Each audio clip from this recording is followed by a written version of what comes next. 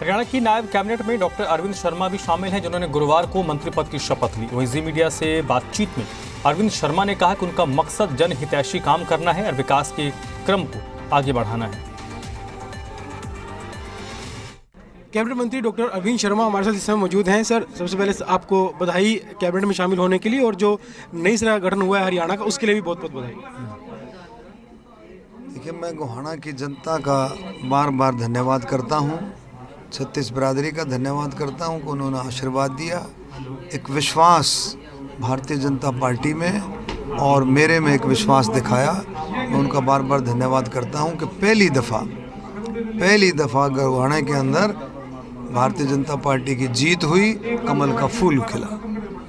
इससे पहले लंबे समय तक आपने सांसद की भूमिका में काम किया, अपनी जिम्मेदारियां निभाई, रोहतक से आप सांसद रहे। पिछली बार जब सांसद बने थे बड़ी जीत आपने हासिल की थी, लेकिन इस बार कैबिनेट मंत्री की भूमिका में है, और दोनों भूमिका में क्या फ़र्क आप देखते हैं एक सांसद की और एक कैबिनेट मंत्री की? देखिए, ऐसा कोई भी विधायक हो, सांसद हो, इवन मंत्री भी हो, सबका मेन टारगेट क्या है? सबका काम है सेवा और विकास, लोगों की सेवा, इलाके का विकास। तो ये किसी भी भूमिका में हो, आप इन दोनों कामों को बहुत अच्छे से कर सकते हैं।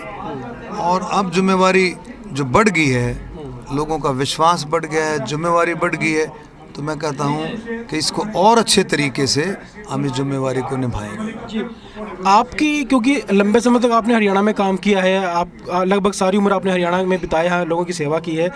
अब आपको हरियाणा में क्या प्राथमिकताएं दिखाई देती हैं जिनको आप पहले करना चाहेंगे कि ये हरियाणा में ऐसे काम है जो सरकार को पहले करने चाहिए? देखिए, ऐसा है स्टेट लेवल की प्राथमिकताओं का एक रोड मैप तैयार होता है। माननीय मुख्यमंत्री जी के नेतृत्व में रोड मैप तैयार होता है। उस रोड मैप के हिसाब से सब मिलकर के, पूरी कैबिनेट मिलकर के उसमें काम करती है। हम भी उसमें हिस्सेदार बनेंगे। और रही बात क्षेत्र की, क्षेत्र में भी जो काम है, ये विकास का पहिया घूमता रहता है, तेज चलता है, कभी स्पीड कम है, कभी ज़्यादा है।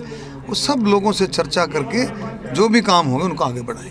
हरियाणा सरकार ने परिवार पहचान पत्र बनाया, प्रॉपर्टी आईडी बनाई, क्षतिपूर्ति पोर्टल बनाया, और कई तरह के पोर्टल शुरू किए ताकि लोग घर बैठे उन सेवाओं का लाभ उठा सके। लेकिन कांग्रेस ने उन्हीं बातों को भाजपा के विरोध में प्रचार में शामिल किया और कहा कि ये पोर्टल खत्म कर देंगे, और लोगों को परेशान है इन पोर्टलों से। लेकिन परिणाम जो है वो थोड़े अलग आए जिस तरह से सोचा जा रहा है। देखिए, ऐसा है,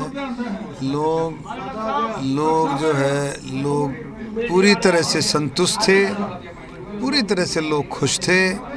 भारतीय जनता पार्टी की मोदी जी के नेतृत्व में, नायब सैनी जी के नेतृत्व में जो भी योजनाएं थी, जो नीतियां थी, सब के लिए लोग खुश थे, सभी लोग खुश थे। और आपने देखा तो जन कल्याण के जो काम थे मोदी जी के नेतृत्व में और नायब सैनी जी के नेतृत्व में, जितने जन कल्याण के काम थे जो हुए, उसी का तो नतीजा है ये।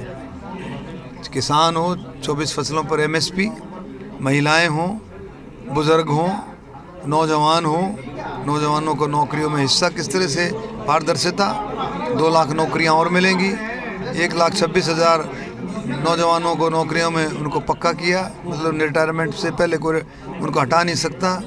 24,000 अभी आजकल में रिलीज हो जाएंगे उनके नियुक्ति पत्र। हो गए सर, हो सारी चीज़ें। नहीं, मेरा कहने का मतलब वही है, आज हो गया। बैठते ही देखो मुख्यमंत्री जी ने किया, ये बधाई के पात्र हैं। कल अनाउंस किया था, आज उन्होंने कर दिया।